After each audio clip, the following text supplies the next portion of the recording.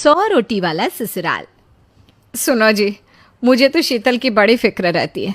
उसका ध्यान तो बस घर के बाहर दोस्तों के साथ घूमने फिरने में ही रहता है। उसे कुछ बोलो तो एक नहीं सुनती। मैं तो कहती हूँ इसकी जल्दी शादी वादी करवा दो, वरना लड़की हाथ से निकल जाएगी। तुमसे ज़्यादा चिंता है मुझे शीतल की शादी की। कल ही वो रामपुर वाले मौसा जी को फ़ोन भी किया था।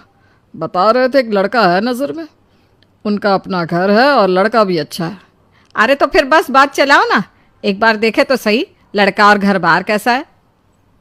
कौन से लड़की की बात चल रही है यहाँ? तुम्हारी शादी की बात चल रही है बेटी। अब तुम्हारी शादी की उम्र हो रही है तो लड़का तो देखना पड़ेगा ना। उफ़ो, मुझे अभी नहीं करनी शादी वादी। ये तो मेरे खेलने कूदने के दिन है।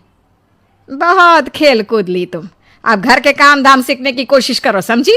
ससुराल जाकर हमारी नाक मत कटवा देना। सब्जी काटनी तो आती नहीं इसको, तो नाक ही कटवाएगी। अरे मैं इसे शादी तक अच्छे से सब सिखा दूंगी। आप तो बस उस लड़के से इसकी शादी के बाद चलवाओ। कुछ दिनों बाद कुणाल और उसकी माँ शीतल को देखने घर आते हैं। कुणाल दिखने में बड़ा ही स्मार्ट होता है। शीतल तो उसे देखती ही रह जाती है।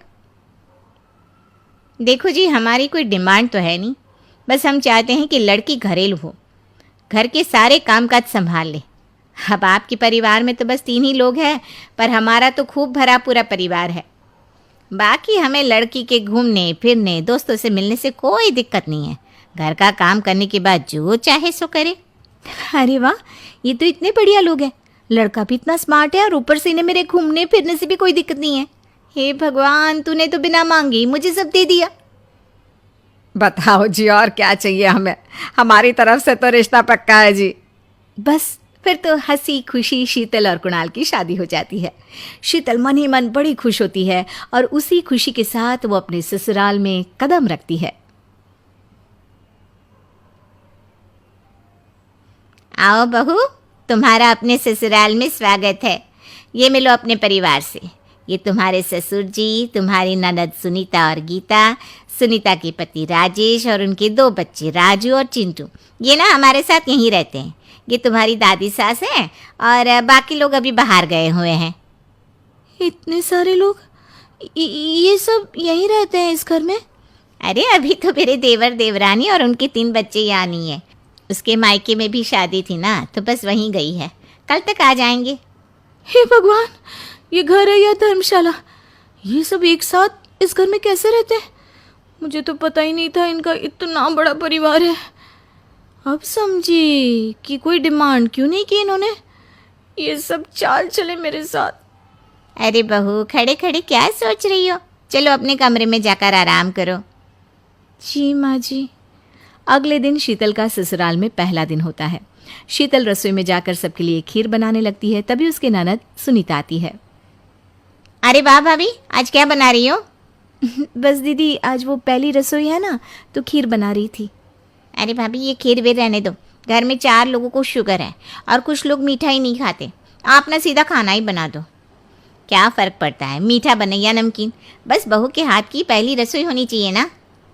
जी दीदी, तो फिर मैं खाना ही बना देती हूँ। आप बता दो खाने में क्या बनेगा? बस सिंपल सी कोई सब्जी बना दो, जैसे आलू गोभी या आलू मटर, और उसके साथ रोटियां सेक दो।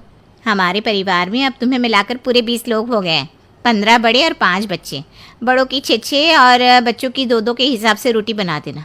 चलो मैं चलती हूँ, सब देख लेना। हाँ, बड़ों की 6-6 रोटी, मतलब कि 15 लोगों की 90 रोटियाँ, और बच्चों की 2-2 रोटी, मतलब 5 बच्चों की 10 रोटियाँ।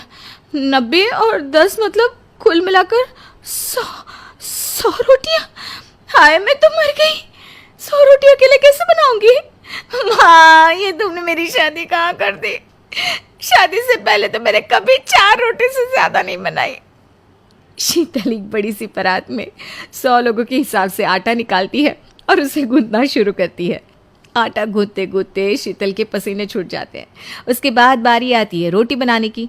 शीतल एक एक करके रोटी बनाना शुरू करती है और 10 रोटी बनाते ही अपनी कमर पकड़ लेती है। हाय, मैं मर गई।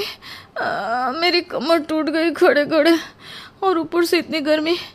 मैं 100 रोटियाँ कैसे बनाऊंगी? अरे भाभी, सब बाहर रोटियों का इंतजार कर रहे हैं। ज़रा जल्दी जल्दी रोटी सेक दो।